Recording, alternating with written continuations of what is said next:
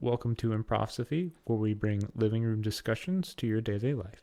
This week we are currently discussing the Anima and Animus and Ion by Carl Jung. Enjoy!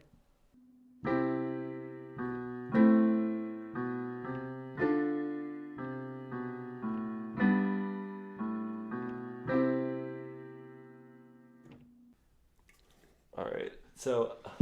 Okay, I have this story I want to start by sharing. Okay. So I went for a run in Creve Coeur earlier today, and there's some people on the side of the path, and they're like with cameras looking at something. So I'm like, oh, probably an animal. And I run a 4 mile track, and this is like end of mile 2-ish. So I stop, and then I see it's a snake, a garter snake, and I told myself a while ago that the next snake that I found I would try to catch because I think it was like this really like old guy, and he's like, yeah, I catch every snake I see, and I'm like, man, I'm being like shown up by this guy. So next snake I see, I'll catch. I find the snake. There's a group of people around it. I'm like very interested in catching it, and then these people are like, "Don't mess with it." Kind of like their own disgust, kind of, with the snake, telling me not to like go near it.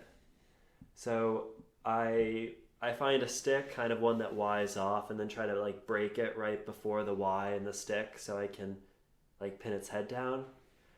And by the time I get that stick, basically the snake had like disappeared under a log because I was finding like the perfect tool to catch the snake.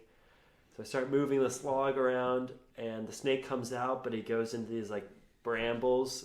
Or is that what it's I don't know. It's something. Okay. So I get the snake in there, and then I like kind of trying to pin its head down, but it's not working. And then it goes a little more into the open, and then I pin it. And then enter stage right. There's like this woman that has like long nails, and she's like, oh, those garter snakes, they don't bite. You can just like grab them. And she's like, she starts grabbing at the snake that I just pinned down. Like I was gonna get it, and then she's just putting her hands all over it, and then like holding up in the air, and it's like falling, and she's catching. She's like, she can just grab it, and I'm like, who is this person? Like 10 minutes ago, everyone was discussed about this idea of me catching a snake. And then 10 minutes later, I'm about to get it. And then, like, Mother Earth comes up and just like, oh, what did you do? And her, like, kids come up, and they have all these, like, tattoos and piercings. And they're, like, playing hot potato with a snake and passing back and forth. And I'm like, what is happening? It was such a weird experience. Yeah, I don't know how that's gonna segue. Yeah, I don't know how to respond to that. Not, I'm not used to snakes, so I wouldn't have known what to do. Snake handling Baptist. Yeah. Okay, so what are we talking about today, Jordan? Okay. Well, I know we went through the ego and the shadow. Chapter 3. I figured out the pronunciation, the Sigisy. Sigisty. Yeah. Anima and Animus. Can you tell, since you're a little bit more familiar with Jung, can you tell me what the Anima and the Animus are? Yeah, so Anima and Animus, it's in Jung's psychology, it's like our idea of the opposite sex, and it's from the unconscious part of our mind. So, for example, this is not an example, but think of, like, do you know how baby chicks just kind of follow the mother bird? Mm-hmm. Yeah. Really close this. Oops. It's a phone. Yeah, so do you know when the chicks follow the mother, it's kind of like this imprint. Like, we don't know why this chick has this idea to follow the mom, but it just kind of happens. And there's even, biologists that figured out if you chicks will kind of blindly follow them. Mm-hmm. So Jung would say that like the anima or animus, it's kind of one of those things. It's one of those like baked in images, kind of deep in our soul that for whatever reason, it kind of takes hold of us and affects us. Mm-hmm. Like if someone didn't have this deep image of the opposite sex, why would the sexes even care about each other? Mm. Uh, so yeah, anima animus, you can start to think of it as like an imprint in your unconscious, but you actually realize it's a lot more dynamic than that. Mm-hmm. Jung uses the word ana, which is like animation, animated, like alive, like an animating force. So the anima, that's like a man's uh, kind of ideal woman in their head. That's the ageless image of the feminine in the man's unconscious, and the animus is The female understanding of the man, of her on him. So basically, sorry, you go ahead. I interrupt you. Go ahead. well, yeah, you're right there. It's kind of like the perfection ideal. Yeah. So the animus is the female part of the male, and the anima is the male part of the female. To put it in very simplistic terms. Yes. Yeah. To put it in very, I know that's not quite accurate, but that's in a very simplistic way of understanding it. But it's basically like what you were just saying. Uh, Anima is the female ideal of what the man has, and animus is the male Masculine ideal. of what the female perceives. Yeah, I, I don't want to. I don't know if I should talk about the modern day controversies in regards to anima and animus. Okay, no. Corey's shaking his head no. So we'll discuss it off podcast. So we're not going to go there. Yes, donate on our Patreon. Do you have Patreon? No, we don't. No, we don't. Maybe one day. Maybe. Give us $5 while passing us on the street, and we'll. Yeah, we'll give you a few words on our podcast then. Yeah, and another interesting idea. Let's just talk anima for a second. Jung seems to say that there's an anima that like a son has of like his mother, and then it kind of morphs into an anima of eventually into dating life. It kind of makes sense. Do you have a little bit more to expound on that? Yeah, I guess he thinks that the anima has a lot of dexterity. As a kid, it's as a boy, your anima might be like a nurturing mother. And on the other side of the spectrum of the nurturing mother is the devouring mother. Think of like Hansel and Gretel. Yeah. Hey kids, come to my house. The railings are made of candy. and then very soon they're in the oven. I don't know where that voice came from. But yeah, I think the devouring mother comes from not detaching from your mother properly. Of wanting to be cocooned, nurtured, all these things at an age where you're kind of past that. And then I guess in the dating scene, the anima becomes beauty, which is like the ideal beauty. That's the positive version of it. And then on the more toxic version, it becomes kind of like a femme fatale, fatal female, seductress, whatever you call it, a version of beauty that wants to use beauty for her own gain, wants to seduce you, wants to... Like a Black Widow? Or I guess, my understanding of what the Black Widow is, not in terms of the insect itself, but a type, like this woman who entices somebody in just to devour them, say like a gold digger. Yeah, like femme fatales, they usually don't want to have a family with you, Mm. and they usually see their sexuality as a tool to get what they want. Uh, and typically in archetypes, they stop the masculine hero from fulfilling his journey or what he's supposed to be. Hmm. So think of what's an example? Homer, not Homer, Odysseus. Yeah, Odysseus. When he gets stuck on Calypso's island. Circe, would it be her name? Oh, she might be a femme fatale as well. She turned all his. All of his men into animals. I was thinking more Calypso. Calypso. It's been forever since I've gone through the story. Calypso's like this. She lives on this island and she's kind of marooned, and she just wants Odysseus to stay with her forever. Oh yeah, that's where the beginning of the Odyssey starts, right? Yeah. Yeah. Okay. Yeah. Yeah. Because the Odyssey starts 10 years after he was stranded on the island. That's right. And it's kind of stopped. I think it stopped his like hero's journey for like 7 years or something. 10. 10. Yeah. 10 years. Bam. Yeah. Because I remember, just as a little segue, I remember the Odyssey starts. So going in chronological order, it starts with them. They've won the Trojan War. They're heading home. They have all these adventures, and then 10 years pass, and Odysseus is on this island with Calypso, and then just a minor spoiler: it takes him an additional 10 years to get home, so 20 years to get home.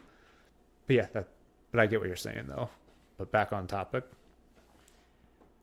Yeah, so the anima has a lot of dexterity. It has both a, maternal form, like a mother form, where, right, it ranges from being like nurturing to being devouring, and ranges from being, like truly beautiful to kind of a seductress or Right. a fatal female. Mm-hmm. And then with the animus, it equally has a lot of range to it. There's there's like the courageous warrior lover, the man that will like kind of fight for you. Christian Grey. Christian Grey. 50 Shades of Grey. Yikes. Yeah, I guess the toxic version is someone that's just like a predator. Mm-hmm. It's like they will fight for you, but in all the wrong ways. Like their attention, you please just cut them off. Mm-hmm. And then I guess as a daughter, I kind of did this in opposite order. So as a woman, it's from the courageous warrior lover to the predator, and then as a daughter, it can kind of range from like the just father to the tyrannical father. Yeah. So yeah, when we say anima and animus, it has this massive range, and Jung would say that different versions of the archetype kind of come out at different times. It's not just like one. It's very complicated. I don't know how to describe it. No, it's all right.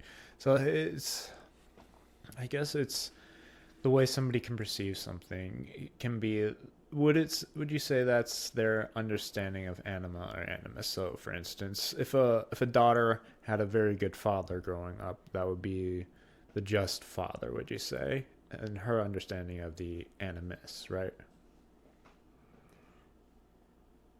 Yeah, I think there would be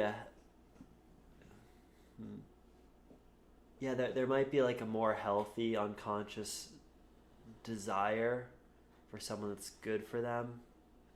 Mm-hmm. Going from being a daughter to being on a dating scene. Mm-hmm. Yeah, because there's that whole meme online where you see a girl post pictures of herself for money, and you see, yeah, I know I'm going there, and then you see guys making fun of her, like, oh, did she not have a good relationship with her father? It's like, maybe. Yikes. Yeah. Although I've grown to have more compassion for women like that, because I'm like, well, it's unfortunate that she's putting herself out there like that, but it's like you would hope she would have a good life behind the camera or something like that, because it's like you need to learn good compassion for something like that. Yeah, But it's just not gonna bring a fulfillment. mm-hmm. Yeah, same thing goes for guys, but yeah.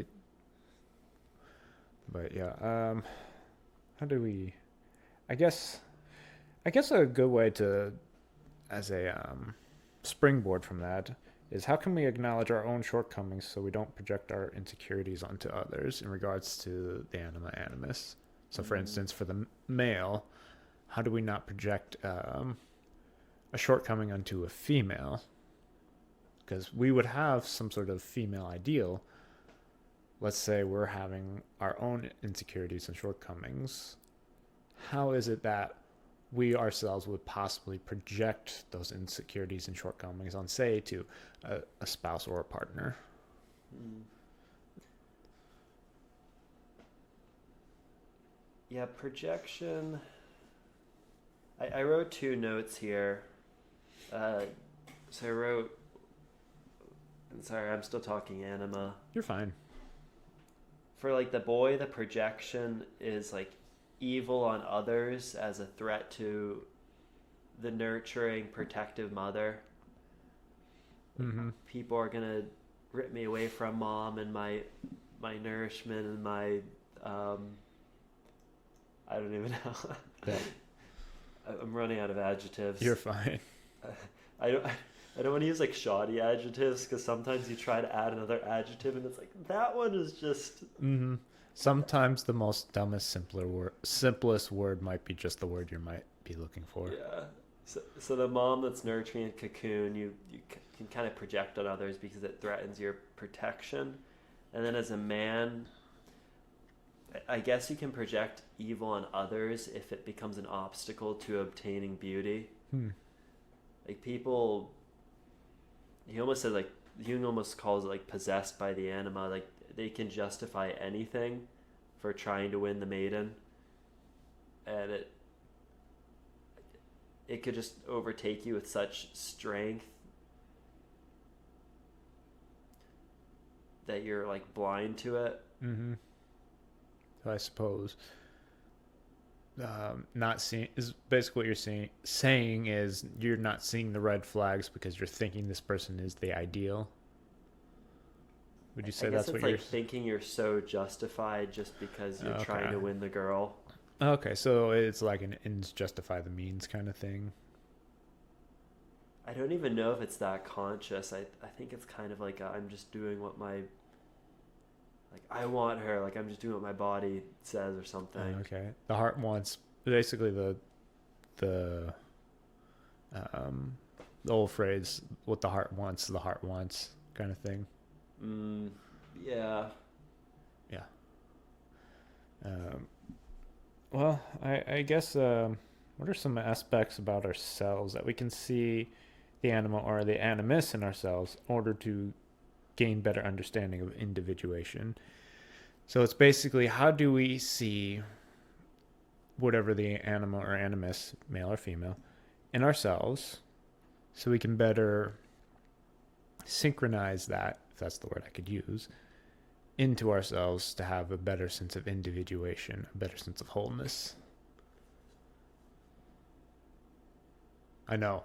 Easy questions, right? Uh, If you've got a few more notes that you want to get to, by all means, I'm not gonna stop you. yeah. I guess with the scissor G, which is, did I say it right? Sigacy. Sigacy. Trust me, I had to ask Google how to pronounce it. Oh man. Yeah. So he says in. Oh man, I'm gonna screw it up again. Sigacy. He says in the Sigacy There you go. that there's three parts. One is the met female. I meet a female on the street, Mhm. whatever. There's the anima, which is kind of the unconscious image of the perfect female. And then he says there's the third part is actually the femininity in the self, that Mhm. as you become integrated, you understand some of these maybe feminine attributes that you have, and they become integrated into the ego. The ego integrates them essentially. Yeah. So it's basically having a proper understanding of the feminine self and projecting it, a proper feminine projecting, so that way you can better understand yourself to having better wholeness, if those string of words make sense. Yeah, I think so. It's kind of like the masculine has a lot to learn from the feminine. Masculine might have a lot of compassion to learn, Mm-hmm. or all these things. I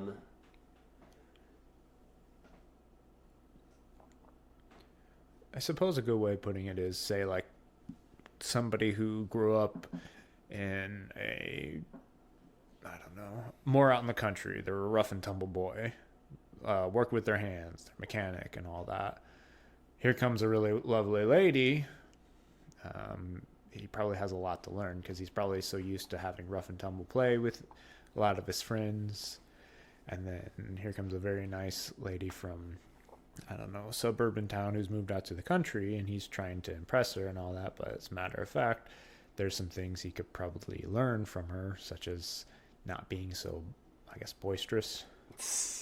Your Ford truck does not impress me. That don't impress me much. I don't know. Shania Twain, I think. I'm not a fan of country music, I will say that. But I think it has to do with.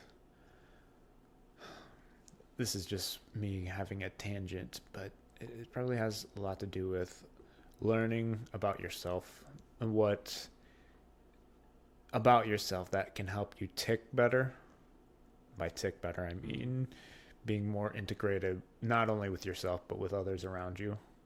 Because a self is only a self insofar as how you relate to others. Of course, you have hermits, you have monks, but even they usually have some sort of community, even though it's cloistered. I think a proper wholeness of self is even having others around you to help you in your life. And so I think having that, at least for the male, that female component can help in that sense. Now, of course, this is just me personally. I don't think we should look to the person of the opposite sex for that wholeness and fulfillment, but rather you should seek that for your own person first before trying to seek that wholeness and fulfillment from the other person. I think that first, a person should become whole for themselves and for their own reason. Now, whatever that reason might be, hopefully it's for good virtue. I think that having the introduction of another person who's also good, whole, or at least a person of good virtue will help develop your character even further. Because I'm sure when you have that good person in your other good person in your life, even if they're, let's just say they're not even a spouse, let's just say they're a really good friend, but usually a spouse can help expose this in you. I think you can see how selfish you can be, because that's what I've heard from people is you don't realize how selfish you are until you get married. And then I've heard once you have kids, then you realize just how much more selfish you are. Mind you, I don't have kids and I'm not married, but this is what I've heard from others who are married and have kids. Yeah. Yeah, if there's a justice issue in the household, people notice it. Mm-hmm.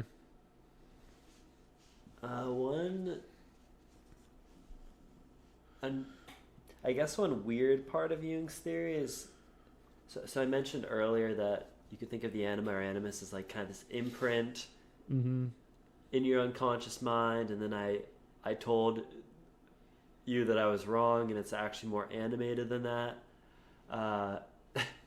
And I guess with those two, it's also this weird thing that it gets articulated over time. Uh, your kind of psychology of the other sex as you make it conscious, and then there's the unconscious elements that just kind of dance around and cast projections and whatnot. It's kind of you said earlier that ideally both partners kind of have this sense of wholeness, and then they date and it's like actually a good idea.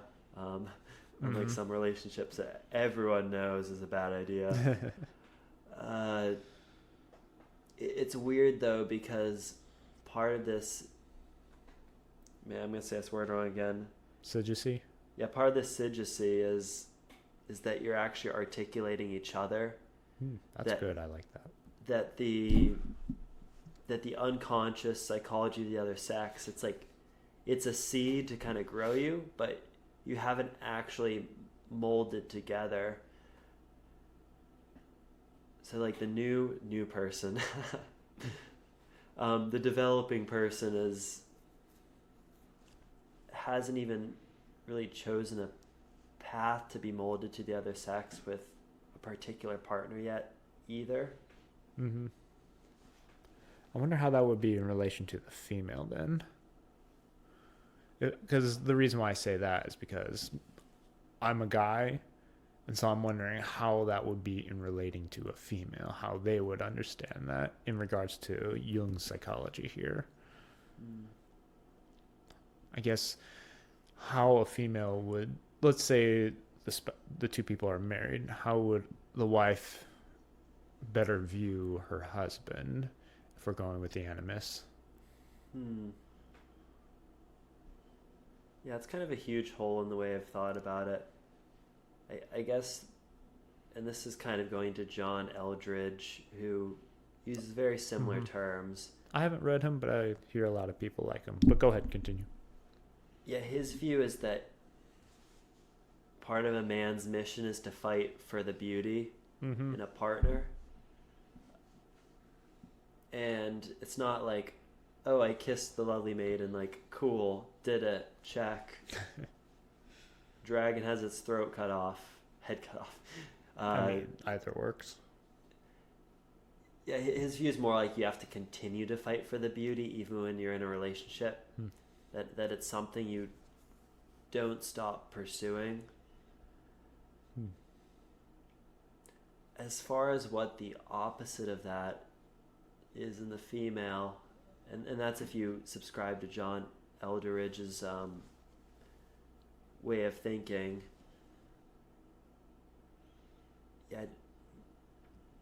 Yeah, I guess I don't really know what within a relationship striving for. I guess we're gonna have to go now. We might have to go with some stereotypes here. Damsel in distress. Of course, I've heard it said that women like a guy who leads, or at the very least, a guy with some confidence. He doesn't have to be, Mr. Alpha male, takes lead in every situation, but a guy who can. What's a good example? Can you think of one? Yeah. Let me try to think. I guess William Shatner. That's too old. I don't know. I guess a guy who now I'm trying to relate it to myself. I guess a guy who knows how to appreciate the woman for who she is. Maybe a woman who likes to be appreciated. And who I'm just going with the things off the top of my head. So I guess let me go with the woman who I probably would like, and then I'll try to build off of that. I'd want a woman who knows that she enjoys being appreciated, who doesn't always feel like she needs me to feel whole. And I suppose one who is willing to be, I was thinking about this earlier today, and I can't think of it right now, who's very understanding. And the reason why I say the understanding part is because I like to be understanding of others. So I'd want her to be like that towards me. So I suppose kind of like the caretaker for herself. Obviously not being at her every um, beck and call, or always being at her with every bell ring, like, oh, can you get me this, can you get me this? No, that's ridiculous. It's more of somebody who I think, again, who can at least help provide in some way, even if it's not, say, financially, help provide in some emotional way. I think a woman might be looking for a man who can be steady. Sure. So even if he's not Mr. Universe, so lifting 5,000 pounds, I'm just throwing a weight out there, he doesn't even need to be six-figure salary man with all this stuff. I think a woman likes a guy who's steady, who knows that he'll still be there. I guess my guess is women like a guy who's secure, either secure with her or secure in himself, who's not willing to betray the relationship. I suppose a guy who's willing to listen. What else is there? And I'm trying to relate this into how a woman can view a more ideal man. Yeah. It's, I guess it's just one of those areas where my reading of Jung gets kind of difficult because there's kind of these developmental things. There's a lot of activity in the Anima or Animus, Mm-hmm. and then it's like you're married, and it's like, okay, well, what's going on there? Mm-hmm. Yeah. I think there's that sense of ever being an adventure, even if it's not going out every night. But you have to find somebody who's willing to be on the same adventure as you. Mm-hmm. Does that make sense? But I think I'm getting too far off task here. I want to try to bring it back around to Jung. I think I'm trying to think of what would be a good ideal mate. But I suppose it can be related to this. Did you pick up any of what you're saying about the Eros and the Logos? No, I didn't really pick up too much on that. You can explain that? Yeah, so it kind of views. Okay, let's start with the Animus. The idealized. So once again, generalization. Male as having the Logos, which is like word, reason, ability to articulate, stewardship, authority, order. Mm-hmm.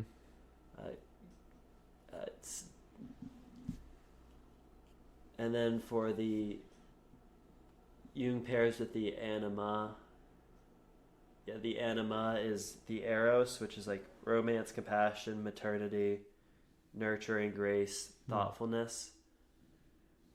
So Jung would say that men have their conscious mind has a Logos and their unconscious mind kind of desires an Eros. Mm-hmm. And then for the feminine mind, the conscious mind is kind of has the Eros, and then the unconscious mind seeks the Logos. So men are more logic focused, while in the back of their subconscious, they're trying to get that erotic, or not even erotic, but that kind of passion, love, and beauty, stuff like, romance. Yeah. And then the woman, in their conscience, they're wanting that beauty, romance, and all that, but in their subconscious, they're wanting that Logos, that sense of logic and reason, I suppose. Would you say it's kind of like that? Yeah, I think so. I think their view is that in the conscious mind, it's kind of just baked into the ego. Mm-hmm. So it's, I guess you would say, like, once again, huge generalization. Men generally kind of have this logos baked into them, the way they operate. It's not even like they're trying to be it or something. It's just kind of like they just are. And women aren't trying to be lovely or romantic. They're just naturally more compassionate in general.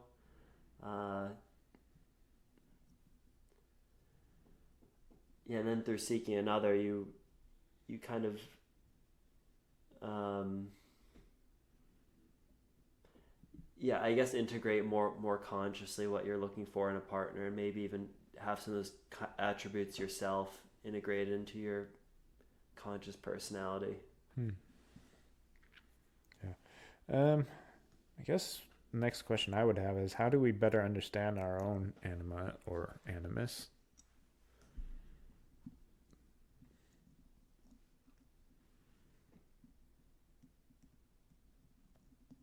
Because that was a question I was wondering. Yeah, I think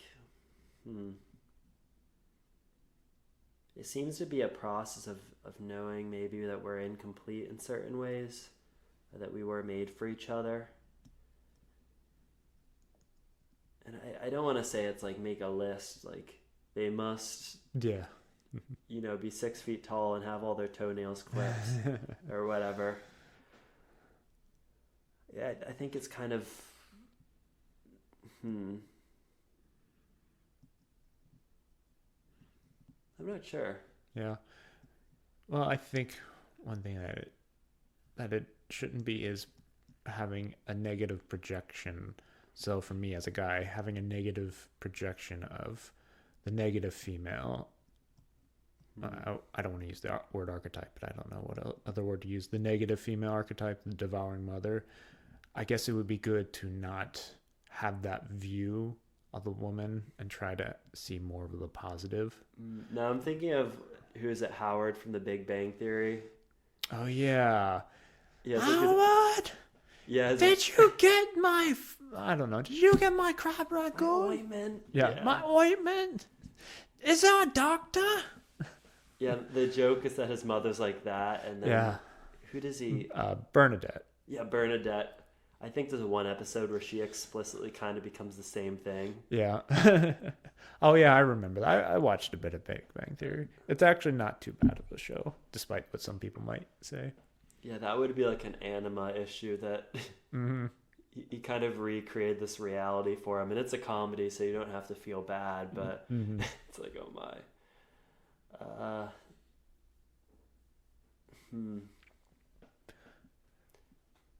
I suppose it's good to try to, let's say there's a woman you might be interested in. It'd be good to try to see what positive aspects of her that you can integrate into your life and that you can introduce her into your life as well. But you also have to be aware of the negative aspects, because if you're focusing too much on the positive aspect and you're not seeing any negative, eventually I'm sure that there can be resentment in those areas, because then you realize that you're having too much of an idealistic view of the woman that you were with. And before you know it, it's the devouring witch. Hansel and Gretel. That's what I'm thinking of right now. And then I suppose for a woman, the tyrannical father, or in this case, a tyrannical husband, thinking too much of him, like, oh, he's got all this, he has a nice job, he provides, he seems sweet. 4 or 5 years down the road, he's kind of abusive, very controlling, manipulative, trying to tell you that you shouldn't be around these types of guys or these women, that kind of tyranny. I think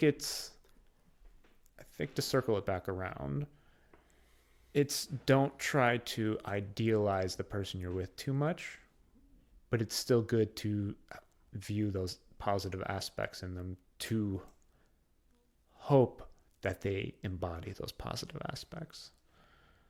Yeah, and I've said this phrase so many times, but like the masculine, feminine. Feminine. Yeah, It's feminine. okay. are just going to be in dialogue until the end of time. Like Mm-hmm. that's Yeah. just how it works. And like typically when you're a male, you kind of have it on your heart to kind of try to understand the feminine. Mm-hmm. Uh, and there can be like healthy femininity and toxic femininity. Just how there can be healthy masculinity and toxic masculinity. Yep. Yeah. Just to use some modern terms. So yeah, I think it's like you're kind of, by having this image imprinted in you of the opposite sex, you're gonna grapple with it, but that doesn't equal a good or bad trajectory. It just means that it's a portion of reality that through development you're gonna wrestle with. Yeah. I like that. I like that a lot. Yeah. So think of yeah. Think of an think of an argument where it's verbal wrestling with another person. You're doing this. No, you're doing this. No, you. And then you hopefully will come to some sort of agreement on something. Yes. Even though I haven't had that sort of thing, but that that's a whole nother topic. I think my next question in relation to all this is: it possible to let the anima or animus to have too much control over yourself? So the anima within the man to have way too much control that the man almost doesn't resemble what he was.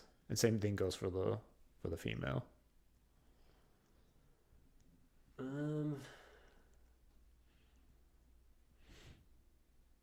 I could tell you Jung's view. I don't know if I agree with it. Yeah, I'd like to hear it. His view is that in homosexuality that the roles flip. Hmm. His view is that it is a problem. Hmm. I'm not even going to touch that. No, it's all right. I'm just talking about What Jung's idea is. Yeah. Just as a disclaimer, this is Jung's idea. We both have our own personal opinions, but this is what Jung is saying. But go ahead. Yeah, so he thought he just flipped, and it was, I don't even know. I guess he thought it was like a problem.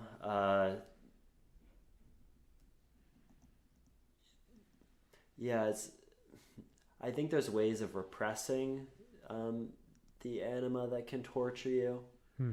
There's also this thing that Jordan Peterson says, where when men like get married, they need to sacrifice the ideal woman for the actual. That makes sense. Like that, there's an age you're gonna have all this. Ta-da! My brain wants, the perfect woman, and then I guess a little bit of reality check.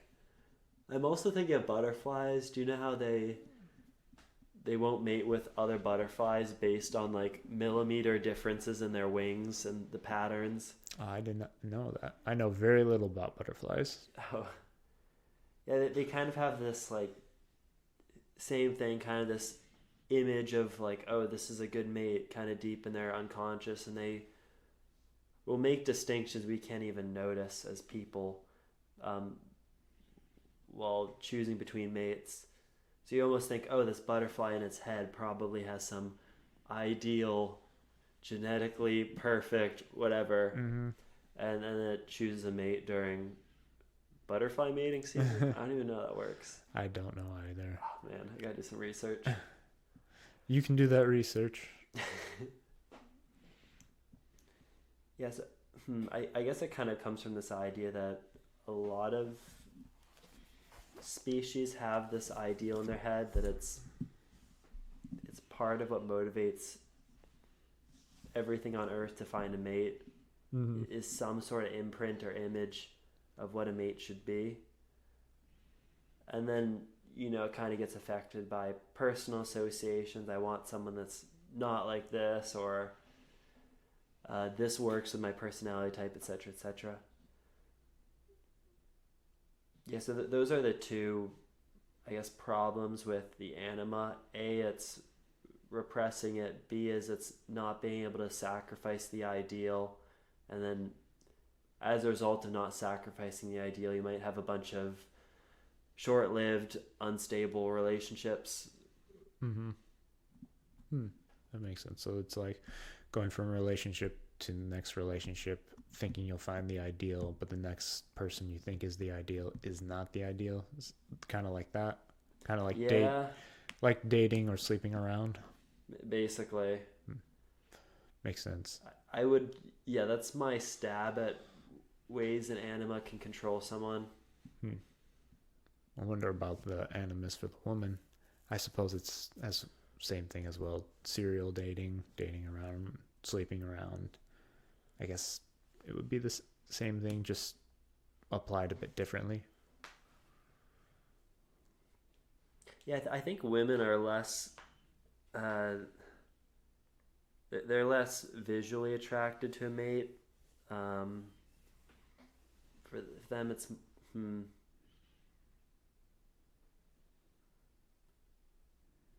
yeah, guess I get this feeling that women want men that are like really emotionally real. Mm, makes sense. Not this fake stoic front. Yeah.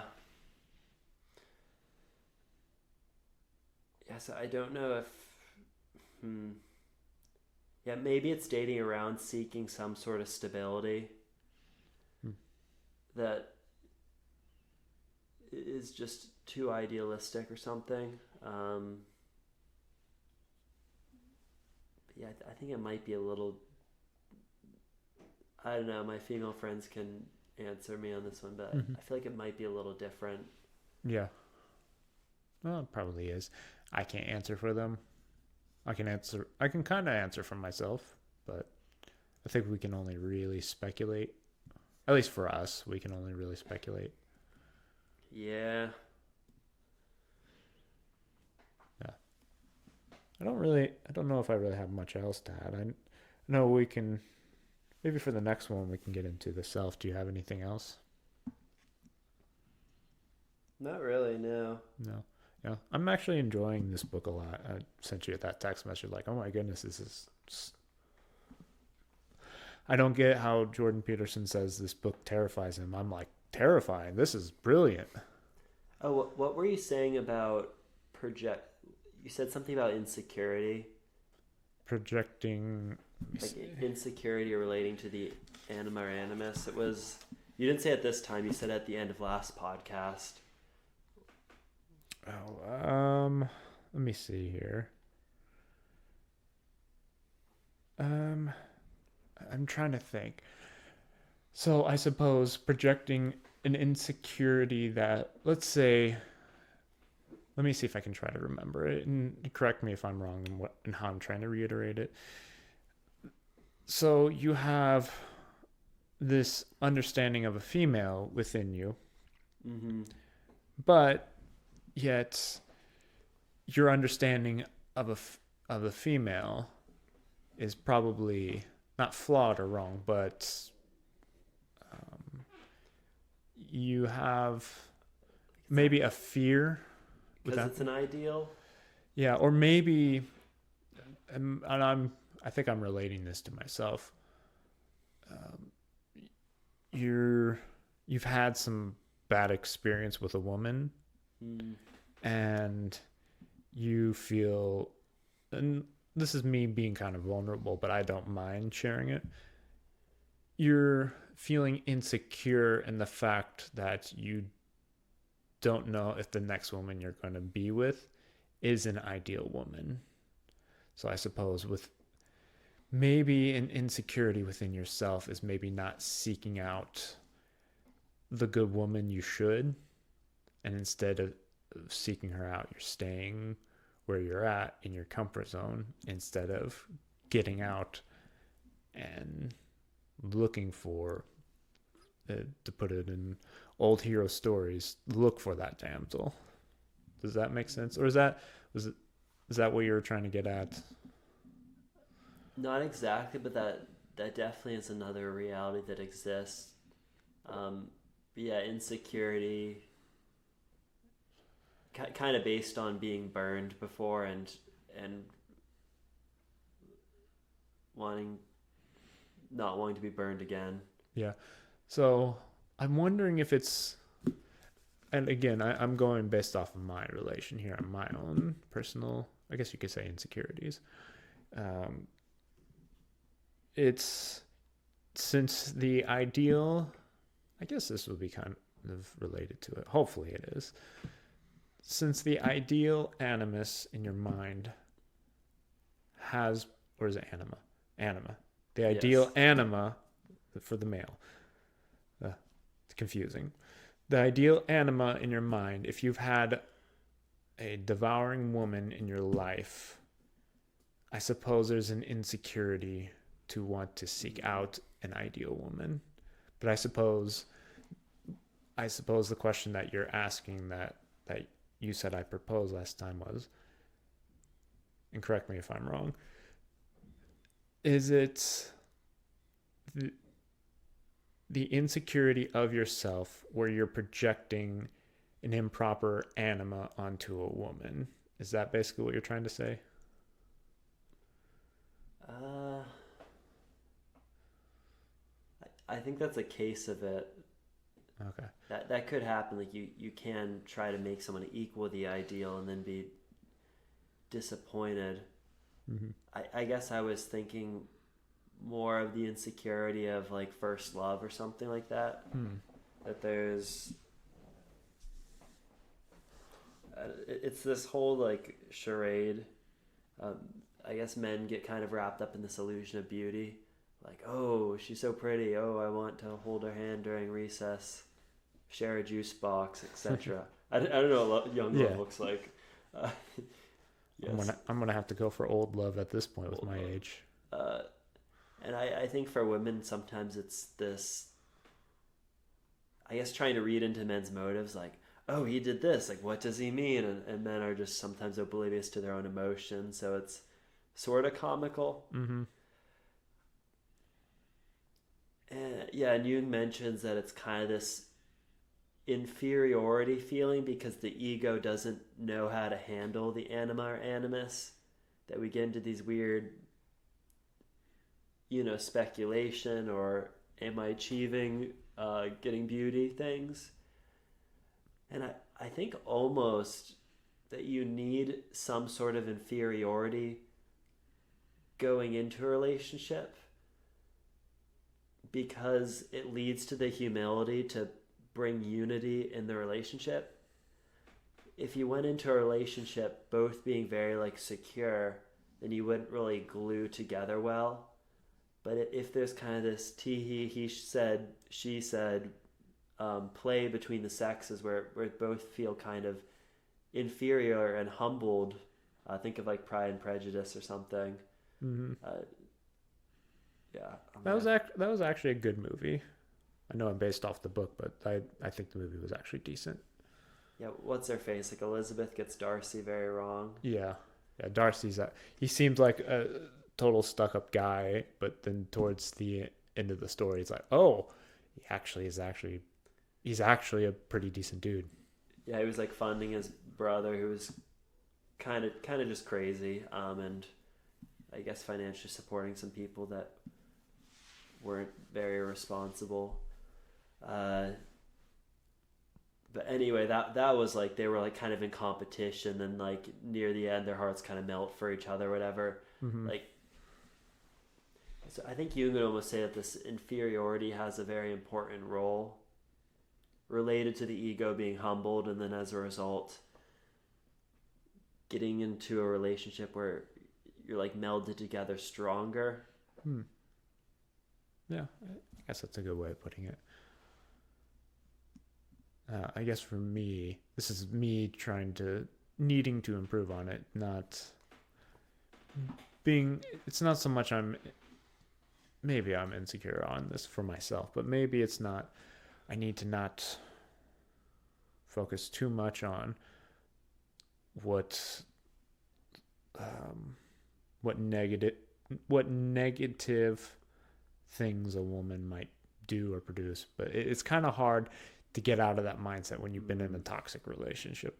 You're like hypersensitive to those things now because Yeah. they burned. Yeah. Yeah, and just as a kind of a segue, when you're when you've come out of some sort of toxic relationship and you're actually hesitant to go into another relationship, for me, I can understand that now. And now I'm if I see some similar red flag to an ex that I had been with, I'm like, okay, I'm pulling away now. But it's the question is, am I projecting those insecurities that I had from a previous relationship properly or improperly onto who I might want to date? Yeah, like it's a feminine reality that there's a toxic version of it. I think Jung has a lot of dexterity with the anima character, and I think his view would be that as associations kind of get broken through meeting different people and different experiences, that a more healthy version of the archetype might come into the unconscious. But I think there's a lot of connections and associations that have kind of been, calcified into like a ball that just kind of takes time. Mm-hmm. Yeah, I know for me, it's still taking time. I don't feel any resentment or anger towards my previous relationship now. It's just now not bringing or not putting any negative projections on whoever my next possible partner would be. Mm. Yeah, it's hard. I think everyone just comes to relationships with baggage. Yeah, That's like the whole like phrase, right? yeah. And then I You have come to with like a bunch of suitcases. Like, hey, here's all my let, baggage. let's unpack this baggage Unpack this. and see. Let's take out what needs to be taken out. And see what needs to be kept. Yeah. And you like lose a partner to even process some of that stuff with. Mm-hmm. So it like doubly sucks because it seems like sometimes between relationships you don't even, maybe with people of the same sex, but it's like almost harder to process it Mm-hmm. without like a opposite sex representative. Yeah. Yeah. And I suppose it's good to have a good ideal partner. Not like ideal as in platonic ideal, she's everything, but a Yes. good ideal partner who will be a good help to you. And what I had was a hindrance. Mm. That's the best way of putting it. Somebody who is very draining. Yeah. As you can tell, I don't mind talking about my issues. That's about all I had. Yeah, I don't really have much more. Hopefully, what I say to people in regards to my own personal issues will help somebody out there. Hopefully. But yeah, I don't really have much else. Yeah, we're all messed up. We're born upside down, as David Bowie says, and I forget what song, but Okay. I don't know. I haven't listened to much of Bowie. but all right. Until next time, we will be reading The Self, which this chapter is just eluding me. So I've got some notes on this, but we'll get to that next time. awesome. Take care. All right.